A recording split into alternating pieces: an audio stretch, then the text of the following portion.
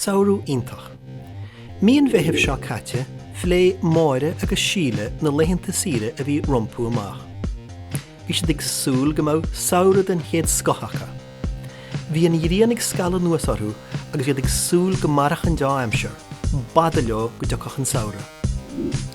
Curú faoi agla bhíad go fuist fort aimseire san óstan áitiúil. Bhí an táleá na puiste áil mar chur gachmach máthar isteatharú. Bhí warthú éirí ag breacú an lé leis na seomraí a glána. Dhéanad is obair na gapal agus bhí ó gach seomra chu glán leis sciríneacu.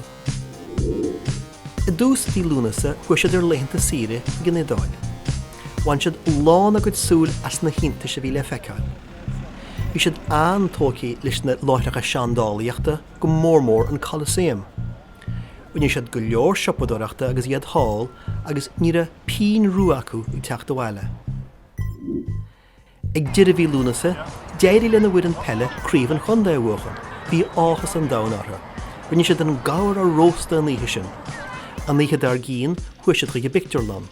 Ar a drochuair ní rah an scanán thar berte.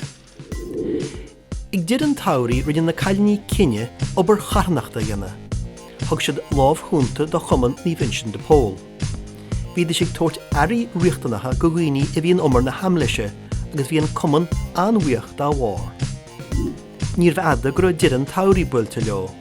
Déanta an bhirrteach gur saoire den chéad scochacha agus na dearmad ar go brá. Bhí siad ag súil is a géad saoire eile hána hain.